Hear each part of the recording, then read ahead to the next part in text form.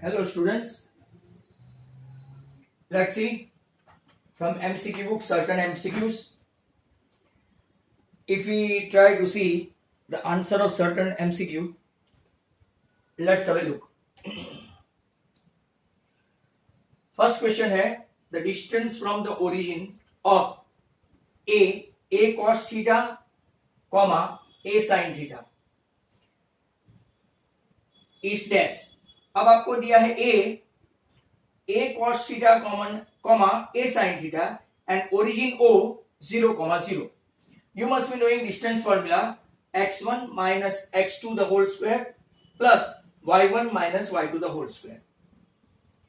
0 की कोई वैल्यू नहीं, मतलब a cos theta the whole square मतलब a square cos square theta, a sin theta the whole square मतलब a square sin square theta, means ao square equal to a square, common bracket में right cos square plus sin square. You must be knowing cos square plus sin square is 1, so ao square equal to 1a square, therefore ao equal to 1a. Now ऐसा ही same question pertaining to trigonometry. Distance between a cos theta comma 0, b 0 comma sin theta is dash. तो ab square equal to वापिस formula x1 minus x to the whole square plus y1 minus y to the whole square equal to cos theta the whole square plus sin theta the whole square. You must be knowing the formula cos square theta plus sin square theta equal to 1. If ab square equal to 1, then ab equal to 1. There are two good questions over here.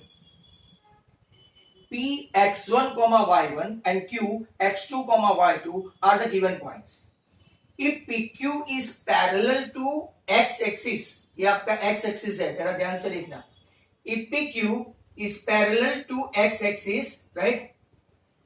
Then what is the result? You are given some option: x1 equal to x2, y1 equal to y2, x1 equal to y1 and x2 equal to y2. जब PQ parallel to x2 है, x axis है, that means कि अगर आप draw करेंगे, right, parallel है, तो वो एक ही स्पॉट पे होना चाहिए सभी point. y1 equal to y2, वो सभी पॉइंट एक ही जगह पे. अगर मान लो y3 भी होता, y1 y2 y3, क्यों ऐसा होता है?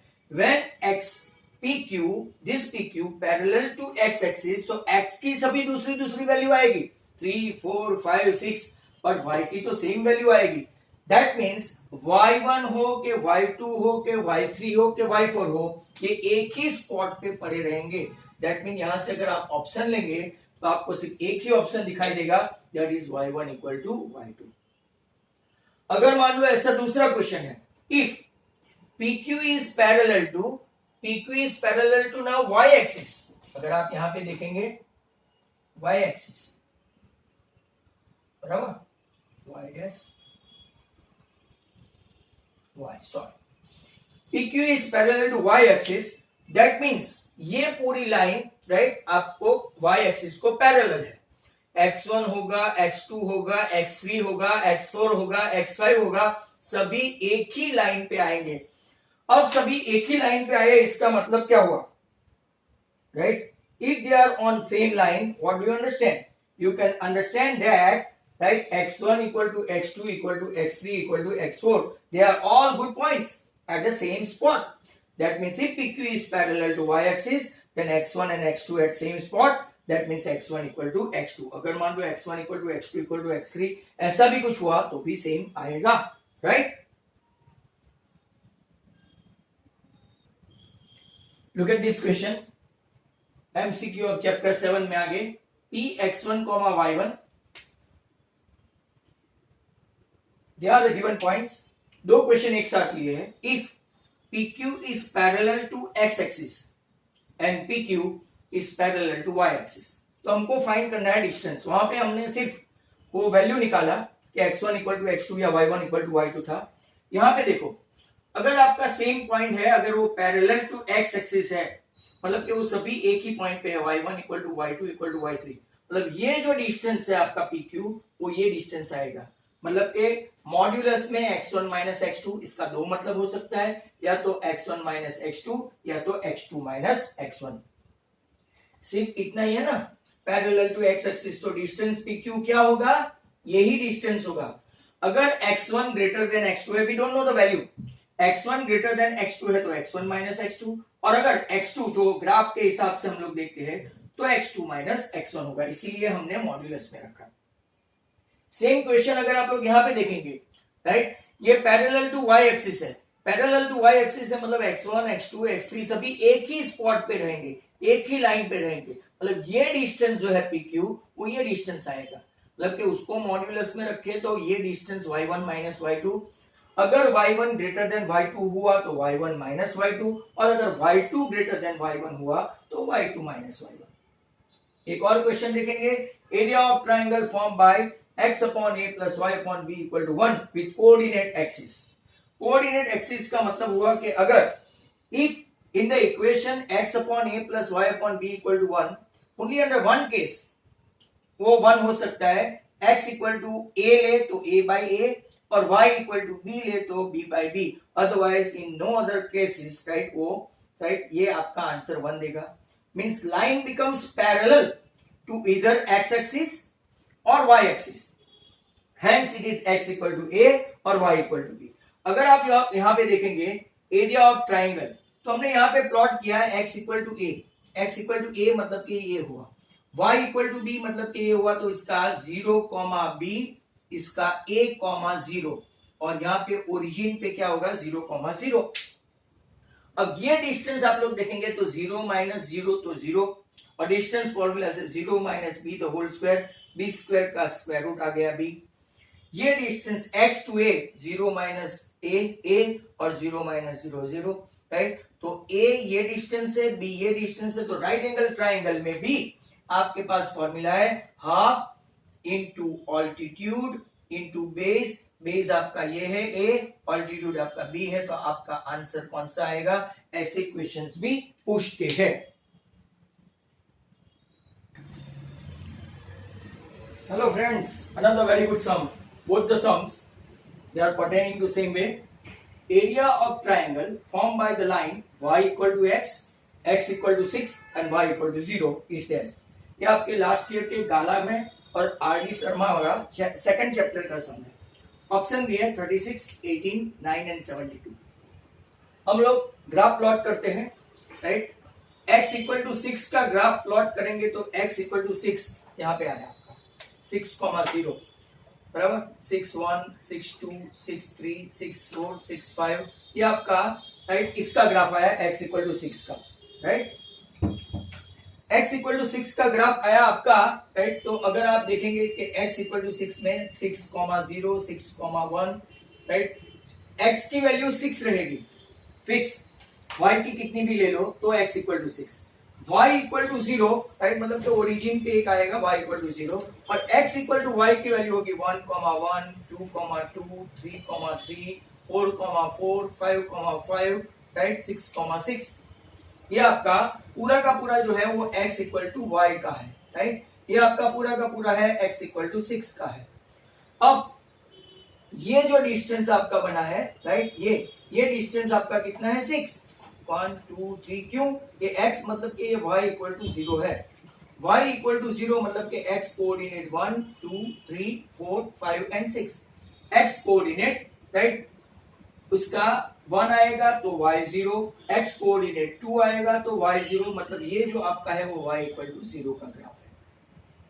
तीनों ग्राफ का प्लॉटिंग हो गया, y0, x equal to y, x equal to 6। अब हम लोग फॉर्मूला लगाएंगे, एरिया ऑफ ट्राइंगल ABC, इसमें मेजर एंगल A 90 है, मतलब हाइपोटेन्यूज की बात नहीं करें तो एरिया ऑफ ट्राइंगल क्या होता है, अगर ये राइट एंगल हुआ तो ये राइट एंगल हुआ तो ये ऑल्टीट्यूड और ये बेस, आपका बेस जो है वो AC है और आपका ऑल्टीट्यूड जो है वो AB है।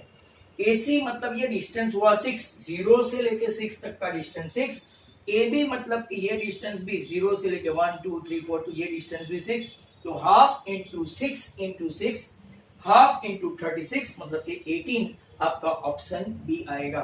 18 यूनिट स्क्वायर एरिया है ना, यूनिट स्क्वायर। अब ऐसा अगर आप लोग देखेंगे, राइट, तो दूसरा एक क्वेश्चन है, ये भी आर डी शर्मा का है, it is a combination of chapter number 2 and chapter number 7, राइट। Area of triangle formed by line x equal to 3, y equal to 4 and x equal to y is dash. इसका area, या तो half, या तो 1, या तो 2, या तो नन। पहली नजर में लगेगा half equal to half into 3 into 4, मतलब कि कोई लोग 6 भी लिखेंगे तो यहाँ पे ऑप्शन नहीं है तो नन लगेगा, but it is not like that. अब x इक्वल टू 3 का ग्राफ देखेंगे तो 3,0, 3,1, राइट, 3,0, 3,1, 3,2, 3, x हमेशा उसका x इक्वल टू 3 का क्या रहेगा, x equal to 0, right, sorry x1 तो y 0, x2 तो y 0, x3 तो y 0, ये आपका प्लॉट रहता रहेगा। x equal to 3 fix value अगर है तो 3, 0, 3, 1, 3, 2, 3, 4, 3, 4, सॉरी एक्सेट्रा लाइक दैट। मतलब ये आपका जो ग्राफ हुआ वो कौन सा, x इक्वल टू 3 का। x इक्वल टू 3 का ग्राफ आपका ये है, x इक्वल टू 3 AB। अब y इक्वल टू 4 का ग्राफ क्या है, तो y की वैल्यू फिक्स रहेगी।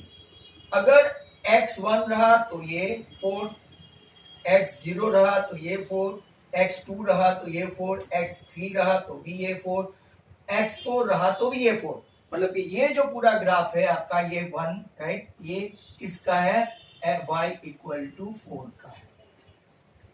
अगर ये आप लोग देखेंगे तो x इक्वल टू किसका है, x इक्वल टू y का है। अगर आप देखेंगे तो 1, 1, 2, 2, 3, 3, 4, 4, ये किसका ग्राफ हुआ, x equal to y। x और y की दोनों की वैल्यू सेम रहेंगे। तो अगर 3,4 लेते हैं हम लोग, ये 3,3 लेते हैं और 4,4, ये 3,3 एक्चुअली अगर आप लोग देखेंगे तो इंटरसेक्ट भी होता है, राइट, 4,4 भी इंटरसेक्ट होता है, राइट, लाइक दैट। पर एक ट्रायंगल यहाँ पे ऐसा फॉर्म हुआ, अगर आप देखेंगे तो एक ट्रायंगल आपका ऐसा फॉर्म हुआ, जिसमें अगर आप लोग देखेंगे तो, right, AB is the line of x equal to 3। x equal to 3 में क्या है, 3, 0, 3, 1, 3, 2, 3, 3, like that. AC is the line of what, y equal to 4, y equal to 3, y equal to 4, 0, 1, 2, 3, 4। और xy में 1, 1, 2, 2, 3, 3, 4, 4। तो ये जो हाइपोटेन्यूस है आपका xy वो BC है। अब एरिया ऑफ ट्रायंगल ACB में A राइट एंगल है, A का कोऑर्डिनेट है 3,4, C का कोऑर्डिनेट है 4,4 और B का कोऑर्डिनेट है 3,3। अगर आप देखेंगे डिस्टेंस फॉर्मूला से खास तो 3 - 4 आपका 1 हुआ और 4 - 4 0 हुआ। तो ये डिस्टेंस कितना आया, 3 - 4 - 1 का स्क्वायर 1 और स्क्वायर रूट उसका 4 - 4 0 हुआ, मतलब ये डिस्टेंस आपका कितना हुआ, 4। ये डिस्टेंस आप लोग देखो 3 - 3 0 एंड 4 - 3 1, 1 का स्क्वायर रूट भी क्या हो गया 1। तो ये 1 और ये 1। तो अगर आप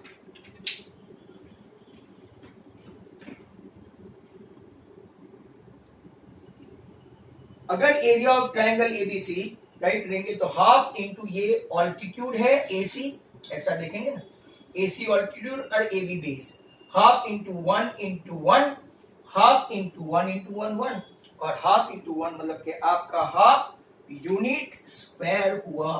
तो बहुत ही अच्छे सम थे।